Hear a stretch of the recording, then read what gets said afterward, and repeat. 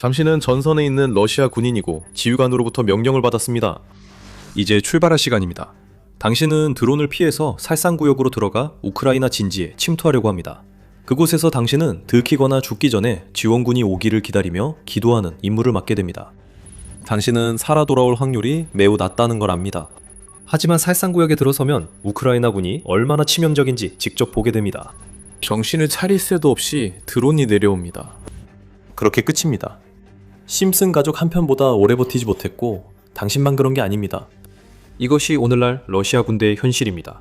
계약서에 서명하고 10일 동안 훈련한 뒤 20분 만에 죽게 됩니다. 푸틴의 우크라이나 침공에 오신 것을 환영합니다. 당신의 지도자는 이미 다음 청알바지를 모집하려고 움직이고 있습니다. 러시아의 친전쟁 군사 블로거들은 푸틴이 침공을 통해 만들어낸 인간 생명의 완전한 낭비에 분노하며 모든 것을 폭로했습니다. 6월 29일 보도에서 키이우 포스트는 러시아의 전쟁 블로거들이 우크라이나 전선에 보내진 병사들이 평균 시트콤 한 편을 볼 수 있는 시간 정도만 생존하고 있다고 전하며 이 모든 것이 푸틴의 잘못이라고 보도했습니다. 러시아 내에서 널리 공유된 한 게시물에 따르면 전선에 투입된 러시아 돌격병의 평균 생존 시간은 20분에서 35분이라고 주장하고 있습니다. 이것만 봐도 푸틴의 지상작전이 얼마나 절박한지 알 수 있습니다. 하지만 상황은 더 심각해집니다. 이제 러시아 병사들이 얼마나 빨리 죽는지만이 문제가 아닙니다. 문제는 그들이 죽어가면서 우크라이나 측에 거의 충분한 피해도 주지 못한다는 점입니다. 푸틴은 그렇게 볼 것입니다. 뉴욕포스트에 따르면 러시아는 우크라이나에 사상자 1명을 낼 때마다 8명의 사상자가 발생한다고 보도됐습니다. 여기서 계산이 맞지 않습니다. 물론 러시아는 우크라이나보다 인력 면에서 우위에 있습니다. 하지만 러시아의 인구는 우크라이나의 약 4배 정도입니다. 물론 엄청난 차이이긴 하지만 잠재적인 병력이 4배 많다고 해도 적보다 8배 더 많은 병력을 잃고 있다면 그건 큰 의미가 없습니다. 결국 무언가는 버티지 못할 텐데 그건 푸틴이 우크라이나에서 전진하기 위해 필요로 하는 방식의 공세를 러시아가 수행할 능력으로 보입니다. 병사들도 눈치채기 시작했고 러시아 군사 블로거들만큼 분노하고 있습니다. 내부적인 불만이 촉발되고 있는데 가장 두드러진 예는 블로거이자 전 러시아 군인인 알렉산드르 루닌에게서 나오고 있습니다. 2월 초 그는 푸틴과의 면담을 요구하며 푸틴이 전선에 배치한 지휘관들이 병사들에게 자살 임무를 명령하고 이를 거부하면 고문까지 하고 있다고 설명했습니다.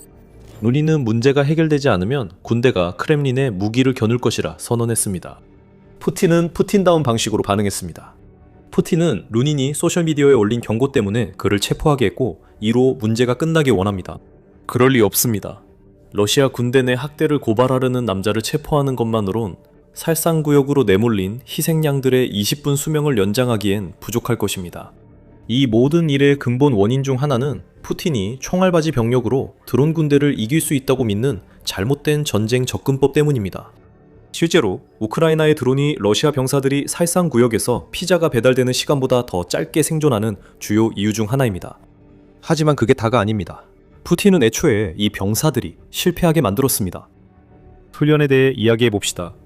러시아의 군사 블로거들은 이렇게 빨리 죽어가는 돌격병들이 러시아가 그들을 투입하려던 전쟁터에 적합한 훈련이라도 받았더라면 더 나은 생존 가능성이 있었을 것이라고 지적했습니다. 같은 게시물에 따르면 훈련장에서 실전 배치까지 열흘에서 3주밖에 걸리지 않으며 러시아군이 죽기 전 전선에서 보내는 시간이 얼마나 짧은지도 밝혔습니다. 이것은 근거 없는 주장이 아닙니다. 일부 러시아 군인들은 전투 투입 전 받은 훈련 기간이 실제로 이 정도였다고 말합니다. 이반은 그런 군인 중 한 명입니다. 2월 유나이티드24 미디어와의 인터뷰에서 그는 건강검진 후 모레 군 기지로 갈 준비가 됐냐고 물었습니다. 라고 말했습니다. 그들은 우리를 5일 훈련시키고 또 5일 부대 교대를 기다린 뒤 전투진지로 보냈습니다. 러시아에서 우리가 보는 것은 훈련 기간과 질이 지속적으로 저하되고 있다는 점입니다. 그 결과 신병들은 전선에 보내지기 전에 총구를 어디로 향해야 하는지도 거의 모를 정도입니다. 어떤 현대 군대든 신병을 몇 주 또는 몇 달 동안 훈련시키고 배치 후에도 지속적인 훈련을 제공합니다. 러시아도 과거에는 적어도 병사들을 준비시키는 데 들이는 시간만큼은 훨씬 더 잘했었습니다. 2013년 이전에는 신병들이 5개월에서 6개월 동안 훈련을 받았습니다. 2013년에 그 기간이 3개월로 줄었습니다. 푸틴이 우크라이나를 침공했을 때는 그보다 더 짧아졌지만 러시아 체계상 병사들은 여전히 192시간의 훈련을 받아야 합니다. 병사들은 훈련을 받지 못해 러시아가 전장에서 큰 대가를 치르고 있습니다. 푸틴은 이 정도는 치를 만한 대가라고 여기는 듯합니다. 하지만 20분간의 전투를 위해 열흘간 훈련시키는 것은 터무니없는 전쟁 방식이며 러시아가 전선에 보낼 신병을 끊임없이 충원할 수 있을 때만 가능한 일입니다. 스포일러가 될 수 있지만 나중에 말씀드릴 내용은 러시아가 끊임없이 신병을 충원할 수 있는 상황이 아니라는 점입니다. 러시아의 공격이 늘어나면서 최전선 병사들이 20분 안에 목숨을 잃는 또 다른 이유가 되고 있습니다. 푸틴은 러시아가 계속해서 무질서하게 공격만 해도 전쟁에서 이길 수 있다고 굳게 믿고 있기 때문에 2026년 어느 때보다도 더 많은 공격을 명령하고 있습니다. 오데사 저널에 따르면 러시아는 5월에 공격 횟수를 37.5% 늘렸지만 그 모든 노력에도 불구하고 우크라이나 영토 14제곱킬로미터만을 점령하는 데 그쳤습니다. 6월에 실시된 공격 횟수는 5월보다 더 늘어났을 가능성이 높으며 여름 내내 푸틴의 계획에 가장 유리한 날씨 덕분에 공격 규모는 계속해서 증가할 것으로 보입니다. 그렇다면 추가 공격이 러시아에 어떤 의미가 있을까요? 우크라이나 방어군의 반격 기회가 더 많아진다는 의미입니다. 적어도 병사들이 전선 뒤에 머물고 있을 때는 죽을 위험이 적습니다. 하지만 그들이 전선의 죽음의 행군에 내몰리면 모든 것이 끝입니다. 우크라이나는 항상 지켜보고 있습니다. 드론이 어디에나 있습니다. 그리고 러시아 병사들이 전투에 투입될 때마다 우크라이나가 선택할 수 있는 표적이 더 많아진다는 뜻입니다. 드론 이야기가 나왔으니 러시아 최전선 병사들의 비참할 정도로 짧은 생존 시간에 대한 첫 번째 이유로 다시 돌아가겠습니다. 우크라이나 드론이 지금까지 가장 치명적입니다. 러시아의 군사 블로거들은 드론으로 인해 완전히 변화된 전쟁이 전선 병사들의 짧은 수명의 주된 원인이라고 지적합니다.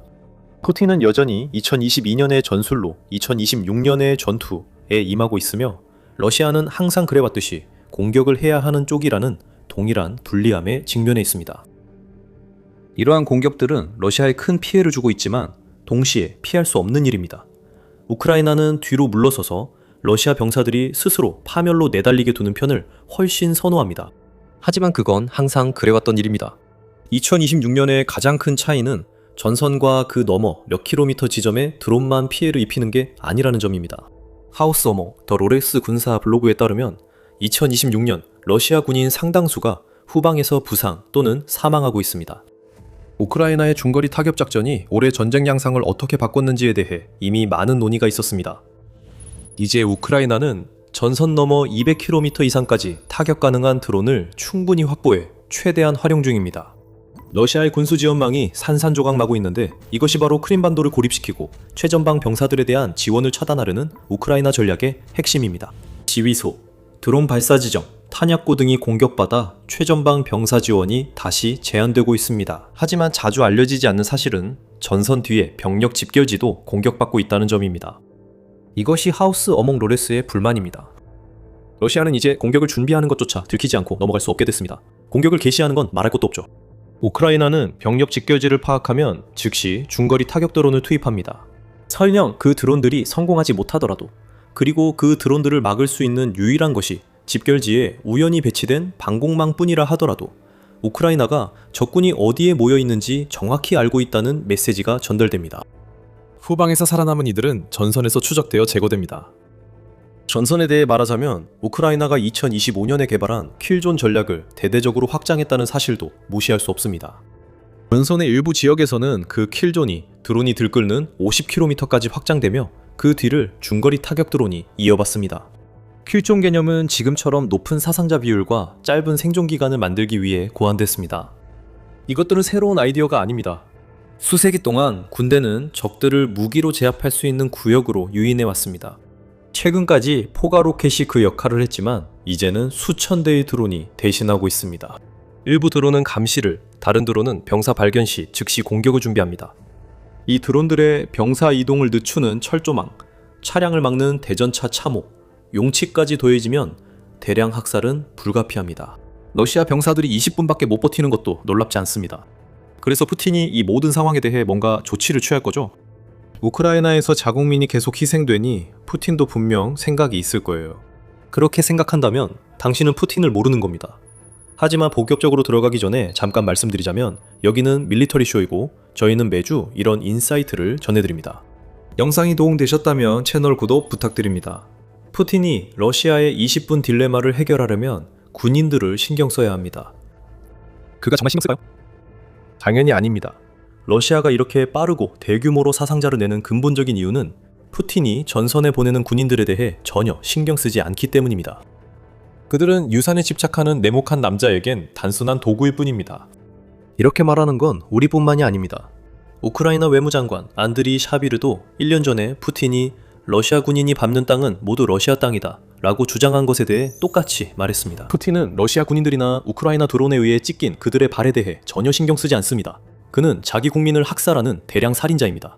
그는 우크라이나에서 전략적 목표를 하나도 달성하지 못한 채 무의미한 유혈 사태로 100만 러시아 군인을 희생시켰습니다. 100만 명의 군인, 200만 개의 발, 자비르가 정리했습니다. 1년 후 그 수치는 약 140만 명의 군인과 280만 개의 발이 됩니다. 도널드 트럼프 미국 대통령은 2025년 6월 푸틴이 자기 병사들을 전혀 신경 쓰지 않는 데 대해 답답함을 드러내며 어쩌면 그는 신경조차 쓰지 않는지도 모릅니다. 저는 그가 정말 신경 쓰지 않는다고 생각하기 시작했습니다. 라고 말했습니다. 그도 우크라이나처럼 많은 병사를 잃고 있습니다. 푸틴은 병사들이 20분 만에 죽어도 신경 쓰지 않습니다.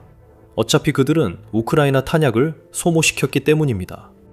게다가 러시아는 계속해서 병사들을 고기 분쇄기에 밀어넣듯 계속 투입할 수 있을 만큼 충분한 인력이 있습니다. 그 분쇄기 자체가 망가질 때까지 말이죠. 아마도 여러분은 아까 저희가 말한 스포일러를 기억하실 겁니다. 끊임없는 병력 공급은 없습니다. 푸틴은 자신의 병사들의 수명이 이렇게 짧다는 사실에 신경을 쓰기 시작해야 합니다. 왜냐하면 이 사실과 러시아의 막대한 사상자 수가 합쳐져서 결국 그에게 큰 타격을 주고 있기 때문입니다. 러시아 군사 블로거들은 인력면에서 현 상황이 지속 불가능하다고 지적합니다. 특히 러시아가 평균 20분밖에 버티지 못하는 병사들을 투입하고도 영토 점령 면에서는 사실상 아무런 성과도 얻지 못하고 있기 때문입니다. 상황이 이렇다 보니 한 베테르그란 텔레그램 채널의 글에서는 가을이 되면 평화가 오거나 동원이 있을 것이라고 주장하고 있습니다. 이 블로거는 징집 대상 남성들에게 이제는 비상용 가방을 준비하고 크렘린의 레이더망에서 벗어날 때라고 조언했습니다.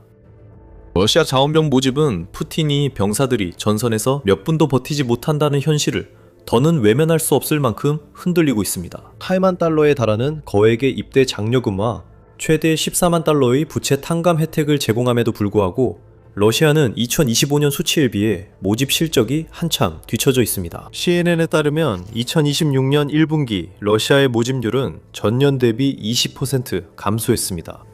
유나이티드 24 미디어는 푸틴에게 더 우려되는 수치를 제시했습니다.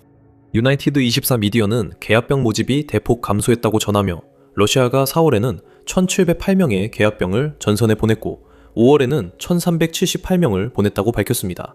두 경우 모두 약 1000명 정도였습니다.